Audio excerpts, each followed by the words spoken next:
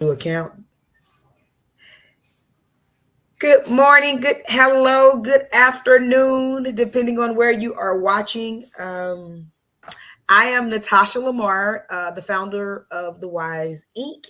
I'm an LPC, which is a licensed professional counselor. I'm also EMDR trained. I'm a sex therapist, and this is our first podcast. So I just wanted to share that. I would like to introduce my colleague. Her name is Jadia Jackson. I'll let her introduce herself. Good, same here. Good morning, good afternoon, good evening, depending upon where you are and what time of day you're listening to this. I am also a licensed professional counselor, and I am EMDR trained as well, which is about helping you deal with trauma. I also have been trained in EFIT, which is another trauma modality. And I also work with couples, preparing them for marriage, or if they're already married, helping them figure out what could have gone wrong. Or the modality I use is called Prepare Enrich. So it's about preparing people for marriage, or if you're already married, helping you enrich your marriage. And I also work with men. My focus is to help men heal from being dishonored or disrespected, and to also get them to recognize therapy as a resource. And Okay. that's who I am. Cool beans. Well, as you can hear, you have two qualified licensed professionals here in this podcast. Now, let me share this with you. This is not therapy. We are not your therapist. So do not take this information as if this is group therapy, because it is not. So I encourage you all to go out and find a therapist. If we say something that resonates with you, or something that piques your interest, I would strongly encourage you to reach out either to myself or Jadia, preferably Jadia, because I'm super booked. But anyways, not just joking. But yeah, reach out. You can go onto Psychology Today to find a really good therapist. So there's a bunch of different ways that you can find a therapist, but this is not therapy.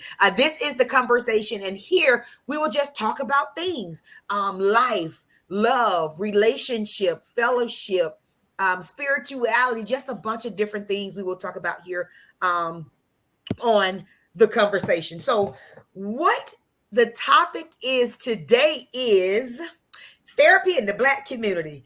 And when I thought about what will you talk about on your first podcast, and I thought therapy, because I see that there is a difference when it comes to understanding, when it comes to sharing, when it comes to talking about therapy in the African American community. And so, before I even get into what my thoughts are, what are your thoughts about that, JD?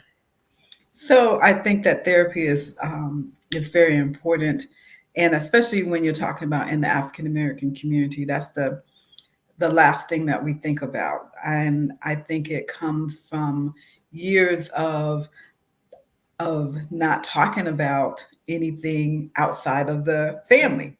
Whatever's going on in the family stays within the family. However, what that means is the dysfunction continues because it hasn't been addressed unless someone within the family has the skills to actually begin to deal with it. So I think this is a timely and much needed conversation. Okay, cool beans. So in my experience, I see it where some people, especially individuals in marginalized communities, where they feel like they don't want to talk to nobody, they don't want to tell anybody their business, and specifically with men, it's like, how can you help me? I mean, you can't help me figure out my problem, or you can't have me to be better and do better, and so on and so forth. And one of the main things that I like to tell individuals entering into therapy, that are afraid, or that feel like I can't tell you what to do. And you're absolutely right. My job as a therapist is not to tell people what to do, but it's actually to bring a high level of awareness, right? And I have this quote, or this saying that I say, you do better when you know better. And sometimes we are living in such dysfunction where we begin to normalize it. And so the things that are not normal begin to feel normal. And my job is not to necessarily change who you are, but bring awareness to some of the things that you are experiencing. Have you experienced with working with individuals an inability to share or feel comfortable to kind of come to therapy? I think the thing that I encounter when I do work with people who are, if they've never had therapy before, they don't have an understanding of what to expect from therapy. Hmm. And they do think therapy is about getting advice. And Hmm. it's not. I'm not here to tell you what to do. I usually like to let my clients know that the problem and the solution coexist. And I'm not here to give you the solution, but you don't have to go to Mississippi to get the solution. The solution is right here in the room. So I think that's the first thing, is to help people understand what therapy is. It's about empowering them to be able to solve their own problem or accept the solution to the problem. Or if they can't change the thing, then how do they begin to be all right? How do they move to this acceptance of what's going on? So that's what I've been noticing when I look at people that are reluctant to show up. The other thing is, we tend to think that people who have higher income will seek out, or higher education will seek out counseling. And it isn't necessarily so. It doesn't have anything to do with income. It has to do with training and understanding that it's a resource. When people Right. begin to look at therapy as a resource, then they will want to avail themselves of a resource. That's it's interesting that you say that, because my experience is the total opposite. And you said it was a resource, and oftentimes, and that this isn't a matter of fact, right? This is a generalized statement, so this doesn't apply to everybody. And what I've noticed, individual who are making a certain amount of money, right, have more access to resources, and I get more clients who have more access to resource to come to therapy. But the interesting thing about it is, because I do a lot of work with couples, and I'm kind of pivoting to kind of like another topic or another thing that I would like to discuss as relates to therapy. I think that there are things that people expect. Like, I work predominantly with couples, right? And couples that are having relational issues or sexual issues, sexual trauma, or just trauma within the relationship. And there are like three things that I would like to kind of talk about, that I would like for individuals to understand. These are three things that I do not do as a therapist, or that I do as a therapist. It'll kind of be interchangeably. And one of the things that I do is motto authenticity, right? That is so important.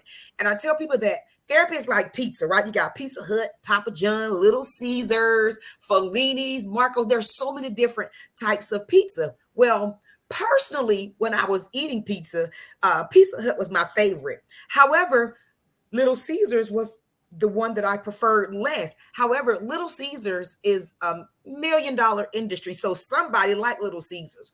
And so I encourage, clients, when I'm doing consultations, to talk to someone, ask the hard questions, ask what their modalities are, ask what their training is.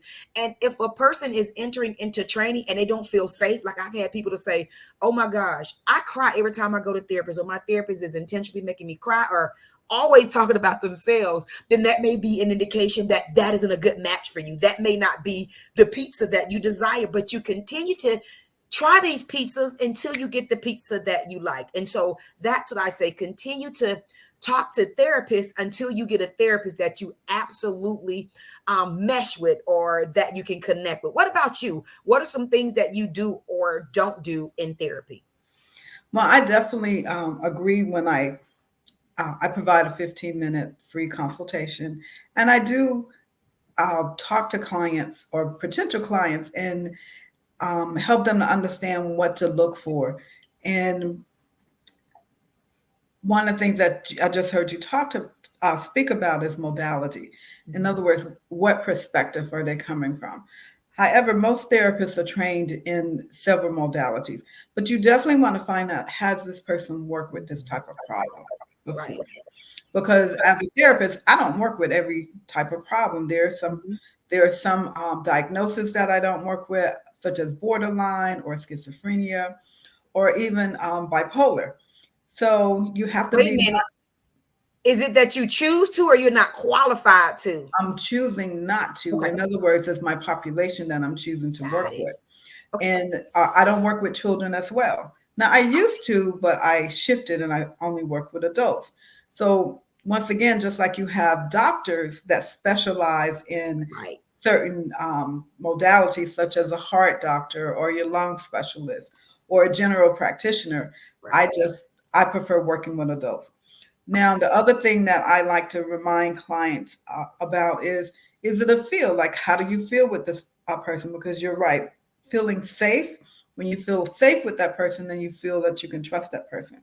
So that's the thing that you're aiming for, and to not give up. Because sometimes people will go, "Well, I tried therapy and it didn't work," and I discovered they went one or two times, or they went to this one person, versus recognizing this isn't a fit.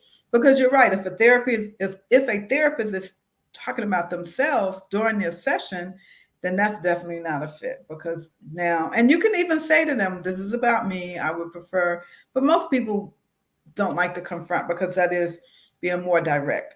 Yeah. So those are some of the things that if I'm talking to someone who's never been to therapy or they tried it once, these are some of the things that I want to remind them of. Okay, I like that. You said something I want to jump on before I switch to the next thing. You said it's really about a feeling. But you know what I've realized in being a trauma therapist is sometimes when you've normalized feelings, sometimes you can't even trust your feelings as to what's appropriate or what's not appropriate. I'll give an example. Say, for instance, a gentleman comes to you and he has a very negative, toxic relationship with his mom. And then there's something about you that he's connecting to, but it's a negative feeling, but it feels good to him because he's comfortable with that. And so, one of the things that I also like to talk about is feelings aren't facts. Oh my gosh, they ebb and flow as you go through life. And being in therapy is one of those things to teach you how to identify when what you are experiencing in your body, is it from trauma or is it the truth? Because there's a difference between trauma and the truth. So I think that's also very important.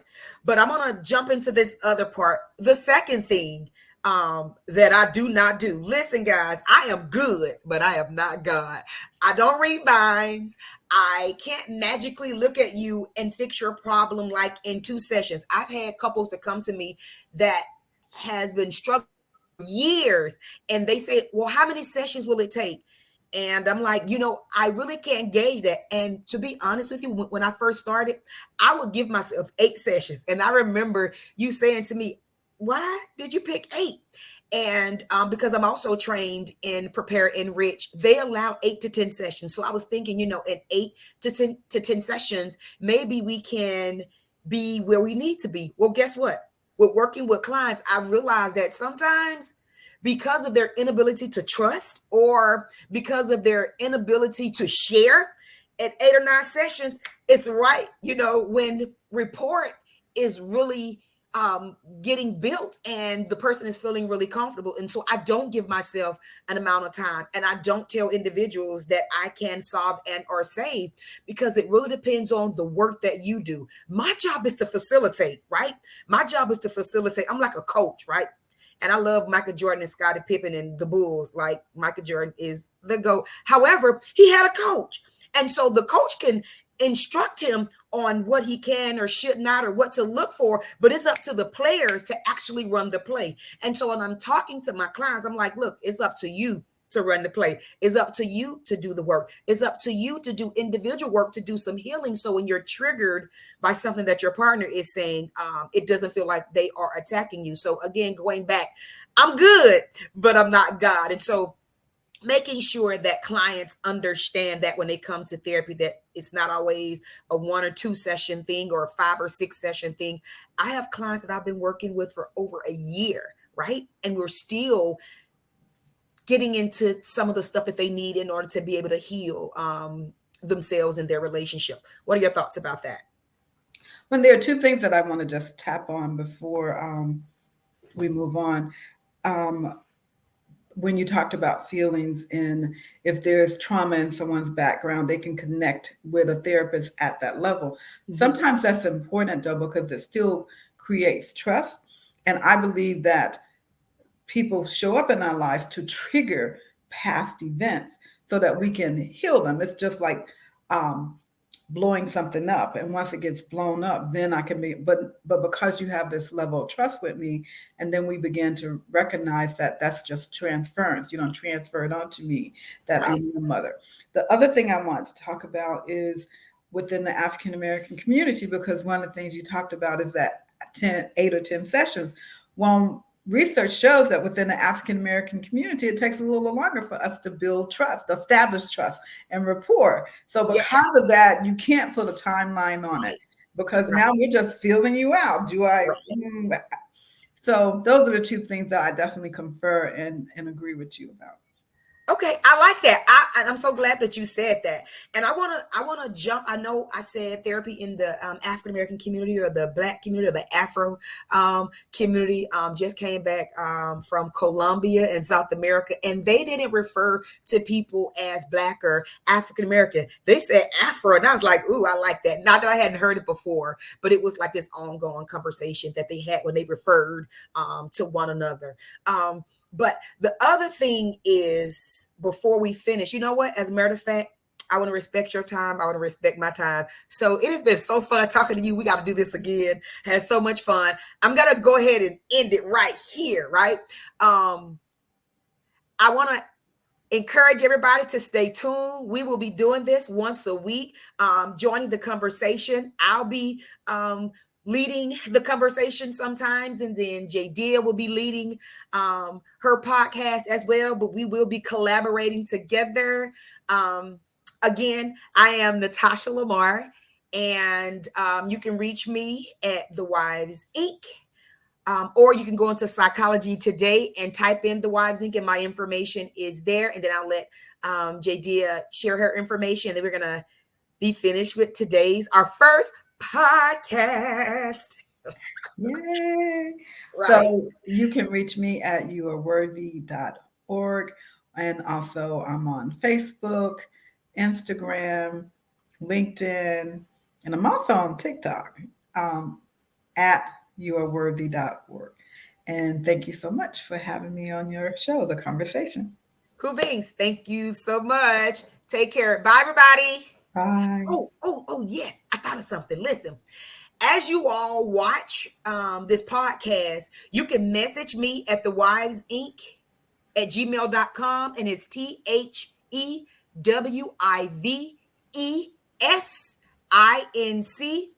at gmail.com. And if there is a conversation or a topic, and it doesn't matter the topic, right? If there is a conversation or a topic that you would like for us to talk about, or you would like for me to talk about, please send me an email. And if you don't believe me, just try me. Thank you, guys. Y'all take care. Bye. Bye.